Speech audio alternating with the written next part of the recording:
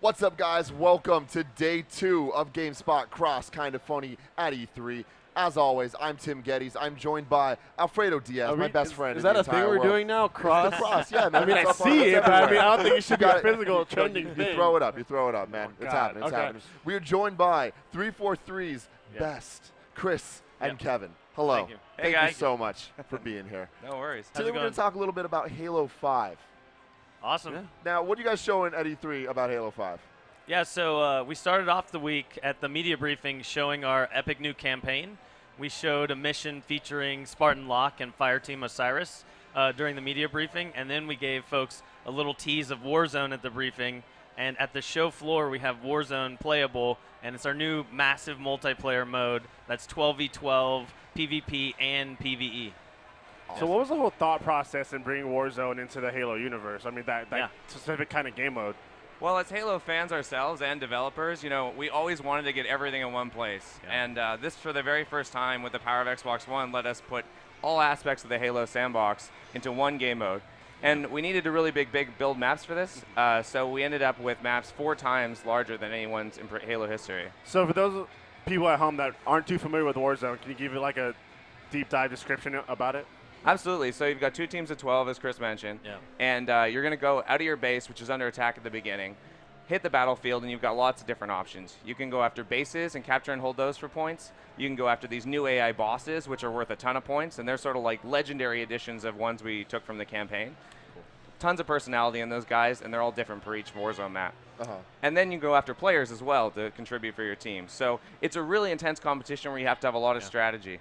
So it's a game mode where you can actually like contribute. Yeah, and you're not worthless. You know, here's the deal, all right? Alfredo Diaz, we got Mr. Pro Gamer over here. Even. Loves Halo. He's been playing Halo since he was a newborn child. 2 years. Right? Yeah. And he's always was so into it. I remember we met in high school bonding over Halo. It was an experience. Well, because for some reason I thought it was a cool idea to bring. I had this like DVD of like the original Halo was like a LAN tournament. I thought it was cool to just bring and put on my desk for some reason. And I was like, dude, can I borrow that? And he's like, yeah. And then we became best friends. And that's how that works. But I was never good. So he would go out and shoot everybody, and I would just go capture the flag. I would just sneak around, grab it, run into a bush and hide, and then eventually get in there. So I like this. I like the idea of being able to score points without killing. Yeah. Go into the base. You can go after the AI characters. Right? Yeah. And then from there, just trying to capture Maybe he can drive your Warthog. I'm a good driver. The Warzone's perfect because Arena, when it's 4v4, everyone has to be at the same level because one person can really bring the team down and hurt you competitively. But in Warzone, you can bring in all your own stuff with the requisition system. So you could call down a Mantis while you're out there with a sniper rifle, getting all those headshots and support each other and play different roles on the battlefield. It's a really fun experience that, 12v12, you can have players of a variety of skill levels playing and having fun and winning together. So I think the interesting thing about it is that there was always something that you could do, right? Yeah. Like usually like when you play like big team battles and you have these matches, there might be some like dead spots in between where you're kind of just wandering around, but there's always something to do here. Yeah. And it's very interesting, though, being able to call in specific weapons that you want and not having to, like, wait for the respawns and all that. Well, in big team battle, we never liked it when, 4 or 5 teammates would, like, run after a big vehicle. And then you felt like you were competing over your teammates for it. And it wasn't a great experience for some players. So with the requisition system, we let you just choose what you want. And you mentioned, like, all the different styles of play. Like, we have this big billboard that says play your way. And we wanted to make sure everyone who's coming into Warzone, whether you're a campaign player, whether you're arena player, you all found something comfortable that you would like to do. Well, so was it easy to kind of get, like, the formula of Warzone put together? Or like, how would that go? I don't think anything about making Warzone was easy. It's the most ambitious mode we've ever had in a Halo game. Like, having all those players in there, bringing the AI in, bringing every element of the Halo gameplay sandbox, power weapons, vehicles. It's been a really challenging process to kind of make it all work and tune and iterate with 24 players. The team has done an incredible job, but it's something that you have to get so many people together to play and kind of iterate. We have these play tests that go like 3 times a day. They play for an hour, make changes, play for an hour. So it's definitely a labor of love and something that we always dreamed of making, but it's been something that's been a fun ride to try and make it happen. Are the maps for Warzone specific to that mode, or can you play them in other modes as well? No, each of the Warzone maps is purpose-built for Warzone. Awesome. Yeah. And each of the Warzone missions, we treat them sort of like a mission because there's so many different personalities of the bosses out there. The bases are aligned a little bit differently. And one of the things we discovered in developing these, you know, when we went to 4 times bigger, we had our big bases, and then we had the vehicle pass. But when you go 4 times bigger, all of a sudden our airspace got bigger. Oh, yeah. So we really started to develop our aerial combat, and we have a new vehicle, the Forerunner Phaeton, that's just raining death on players as an AI boss, and you can also go in and get it, too. Yep, got my ass kicked by that vehicle. But then I saw just like, it was very interesting. I was looking into the sky, and it was like all of a sudden all these vehicles were fighting in the air, and I was like, "Oh, this is it's like a full-scale battle going on." Especially with the Mantis. I mean, so many players used to just run around stomping things in Halo 4, and now you have to worry about Banshees, so you're firing the rockets up in the air much more. It's awesome. Yeah, that's awesome. Yeah. So there's a really cool little demo here on the show floor that includes Halo and like the HoloLens. Yeah. I mean, go to town on that one because that is awesome. Yeah, it was a surprise that we wanted to bring to E3. We made a special HoloLens demo specifically for E3 that brings players onto the UNSC Infinity for a briefing with Commander Palmer before you go and play Warzone. So you get to live this immersive experience where you're actually aboard the Infinity getting ready to go into a Spartan Warzone simulation. That's awesome. Yeah. Everyone that's done it, when they walk out, I see them and they're like, "Oh my God, that was so cool! Like, I want to be a part of that." So yesterday, Cisco, famous for the thong song, he was on our show. He was one of our correspondents, and we each have a Game of the Year awards to give out. And he had his list of games. Where's the board? Right here. I don't know. Let's bring it out. This board is heavier than I thought it was. So we have our Game of the Year board that we all have our choices. So Cisco originally had The Last Guardian as his number 5. But then at the end of the day, he came through and he's like, "Oh, I just saw the Halo demo. Halo is my game of the show for sure." So he wrote that, put it there, and then he went and put the award over on you guys' booth. So awesome! That's exciting. That's awesome. Yeah. Oh man. Awesome. Thanks, Cisco. Oh yeah. My God. So can you guys kind of go into detail in terms of like the process of going and like what you guys actually see and when it comes to the HoloLens demo? Yeah. Yeah, absolutely. You're going to get the HoloLens fitted, and then walk through a briefing room where they'll sort of give you an introduction. And the entire space is set up to look like the inside of the UNSC Infinity. And when I heard about this, I was just like, wow, okay. And then when you go in there, this is real. It comes to life. Probably the first moment where you're like, whoa, is a waypoint comes up after you have the HoloLens and you step into the hallway.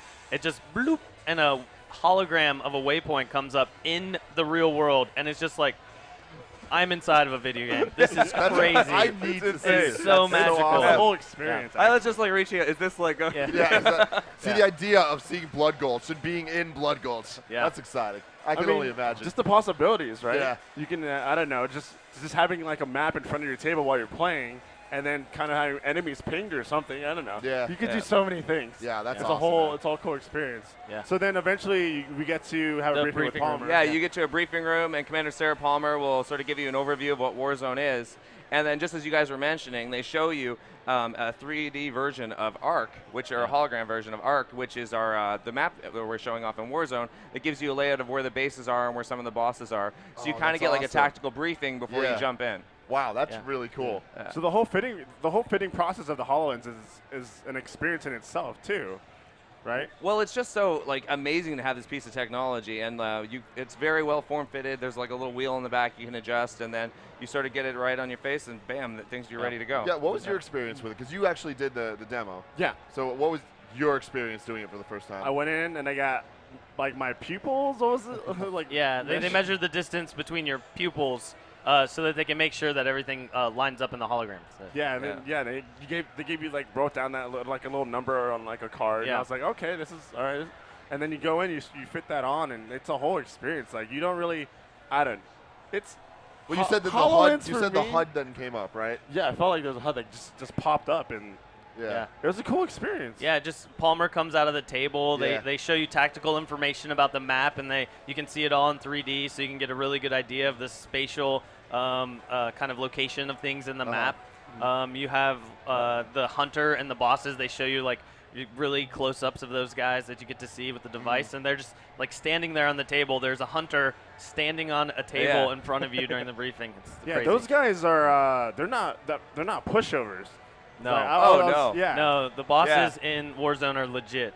Yeah. Awesome. We have some of our pro team or arena players come in and they think, oh, I'll just go solo that boss.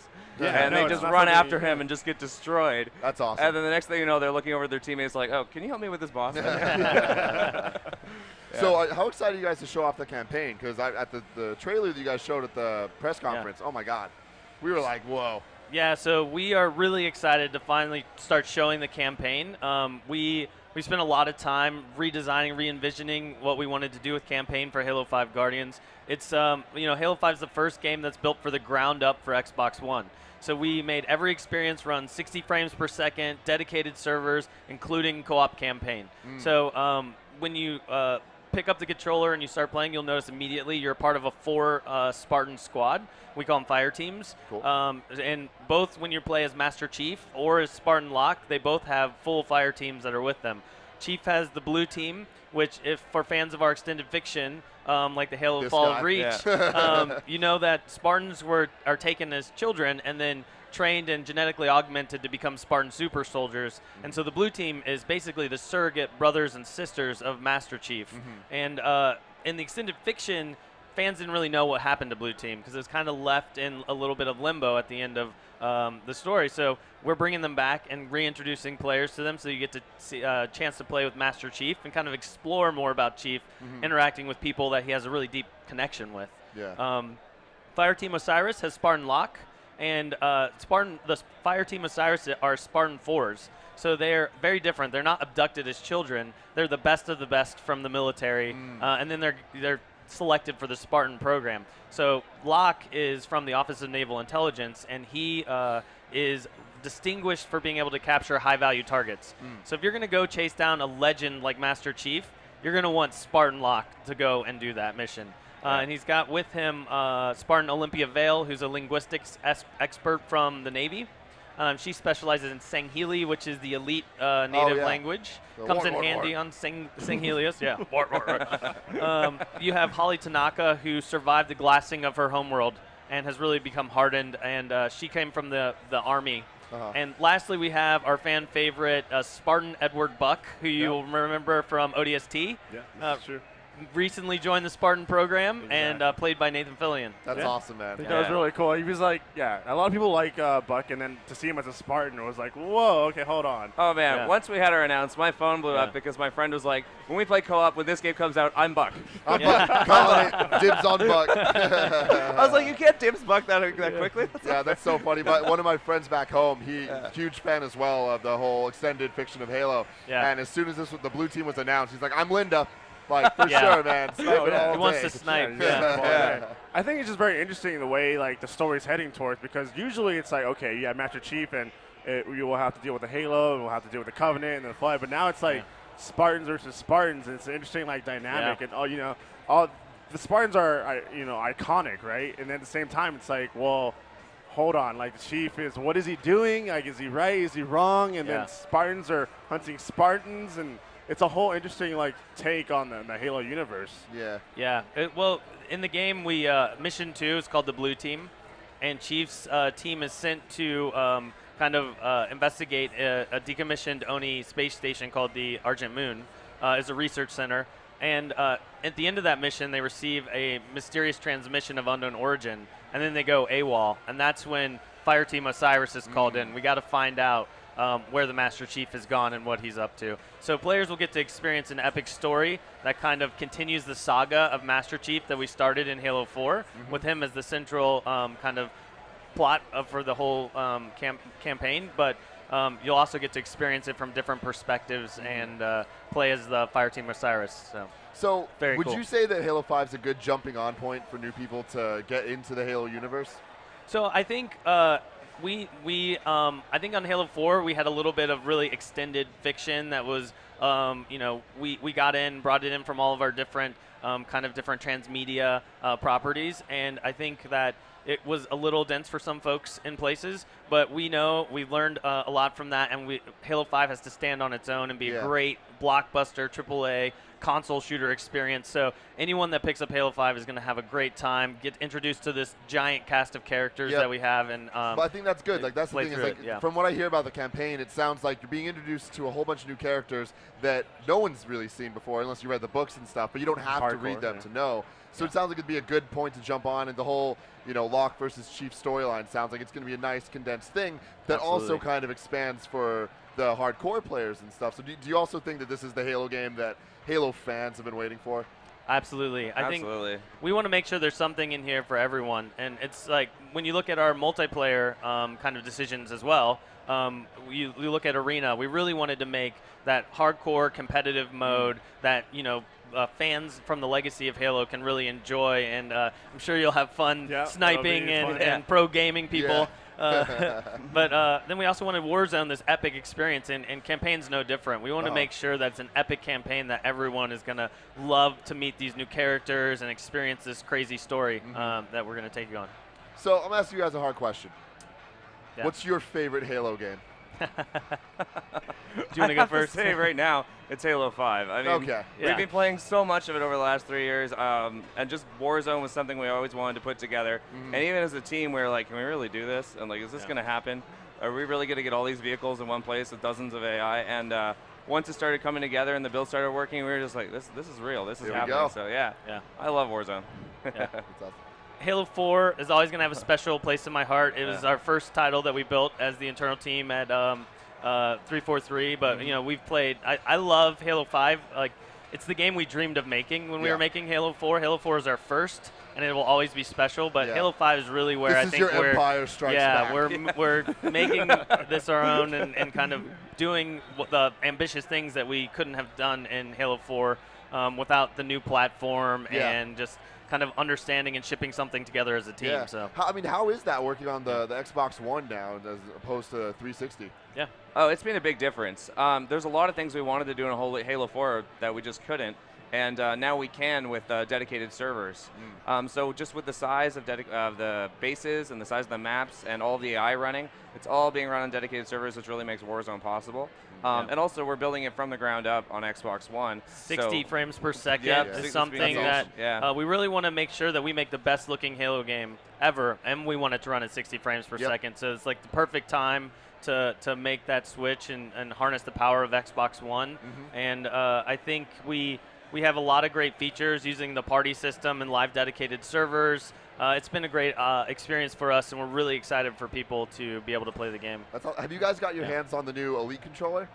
Oh, yeah, absolutely. We have a few in-house, and as Chris was mentioning, we have our pro team that's been using them and giving lots of feedback to those teams.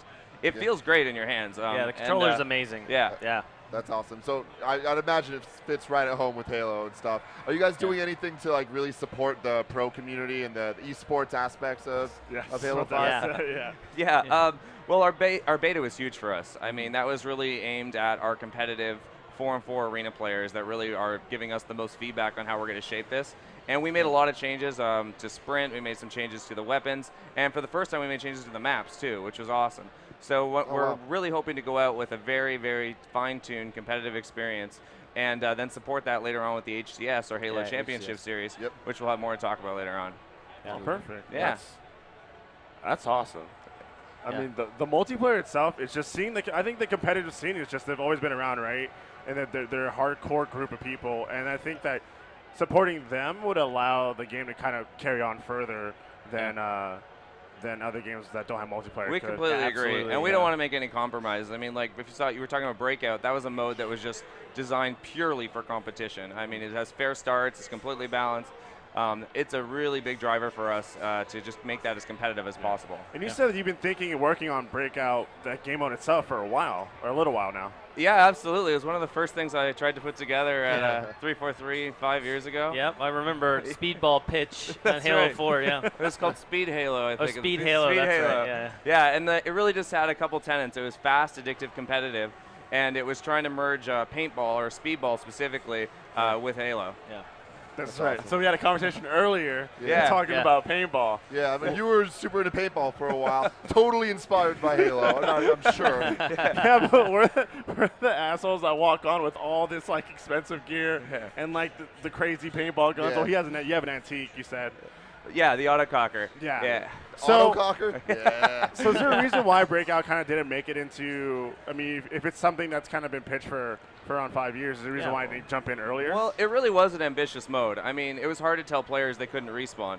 And if they hadn't played paintball before, it was like, what do you mean I can't respawn? Yeah. Right, and we wanted to make sure that with Halo 4, we proved ourselves that we could build a competitive multiplayer experience, get all those kinks, and then take on something more ambitious like Breakout and Warzone in Halo 5. And I think in Halo 4 we had a lot of things we wanted to do as a team, and we have to make sure that we get the key experiences into the game, and we as a team needed to figure out kind of where our limits were and kind of what we could put into a single Halo game, and now we're kind of pushing those boundaries as we go forward, and we still have a lot of stuff we want to do and kind of make for our fans. So that's awesome. Interesting. Yeah. So once the game's released this year and multiplayer's out, what kind of tweaks are you guys expecting to make towards multiplayer due to, I would say, like community feedback? Yeah, so we've made a lot of updates from the beta. We really took a ton of feedback from the community. We listened to the forums. We have the Halo Community Feedback Program where people can sign up for that and provide us feedback directly. And we looked at some of the core issues that we had in all aspects of the game. So like the core gameplay, we looked at movement speed. It was a big hot button topic for the community. So what we did was we lowered the sprint high-end speed and we raised the base movement speed to kind of close that gap because we felt sprint was a little too powerful in the beta. And so now we've got it into a really good place, and we've been play testing and tuning using our pro team at 343 to make sure that was good. But that's one example. We also felt that the automatic weapons in Smart Link mode were doing a little too much damage and were a little too lethal, and they were kind of shifting the balance away from hip fire too much. So we brought that back and we kind of tuned that down a bit so that hipfire and Smart Link have their clear, distinct roles in the sandbox. And it also rebalanced things between precision weapons and automatic weapons a little bit.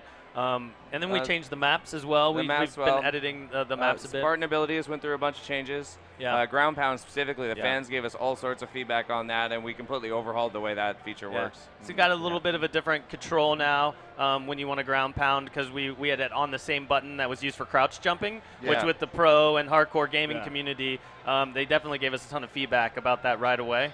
So we moved that to be on the melee button. That's cool. I really like that you're listening to the community, because they're the ones that matter. They're the ones that are playing the game. And we don't ever want to break their play style too. I mean, crouch jumping was huge for them. It's a big deal to keep their heads down, and so we really wanted to maintain that. Oh, awesome. Yeah. All right. So I'm hoping, I know I'm probably not going to get an answer, I'm hoping we see Spartan versus Spartan combat in the campaign. I'm assuming we will at some point. We can't. We're only showing the keynote demo this week, and but this is more just like a thought in my head. In October. When I was watching that demo, I was like, "Oh my!" The whole demo, he was looking over. He was like, "Hey, it's gonna end with them fighting." I was like, if you see Locke fighting Chief, I'm gonna lose my shit right now. Like that's, I mean, is there anything specific that you'd want to see, like in a campaign? No, the campaign sold me already. Like the demo of them walking and then like. The ship crashed or whatever, and then like the road they were walking on like kind of crumbled, them jetpacking around, sprinting around. I was like, oh man, that looks fun. The whole squad idea I think is really cool, and I like the implementation in Halo 5 where it's not so tactical and so like in depth where you really need to like focus on what everyone's doing so much, but it's more like these people are going to be there, they're going to support you, and that's really cool. So how early into Halo 5 did you guys say, okay, we want to make this squad based? That was one of the things we went to right away. We really felt that, playing together with friends was a key social component and something we really wanted to showcase in the campaign. It also, like, getting those dedicated servers, letting us build seamless drop-in and drop-out co-op was something that we felt like make it easy for people to get together and play. And, we really wanted to make sure that whole campaign experience was built from the ground up. But we also didn't want to isolate solo players either, but we wanted to have that fantasy of a Spartan squad. So we actually built a new Fire Team AI system for players who really want to play by themselves. They can They can issue a limited set of fireteam commands to the Spartan squad to like pick up a weapon, attack a specific enemy, drive this vehicle, those types of things. And they can play through the entire campaign and feel the immersion of being inside of a Spartan squad, even without having your friends online to play with you. So. Awesome. Wrapping this up, who's better at Halo? Oh, that's a tough one. I don't know, Chris. It depends on the mode. I'm gonna go with that one. If it's a Halo mode, it's probably me. But awesome. Well, guys, thank you so much for being here. Yeah, have a great E3. Thanks for having us, ladies and gentlemen. Thanks so much. We're gonna be right back. Very soon with way more footage on GameSpot Cross. Kind of funny. Thank you. I'm not gonna do it.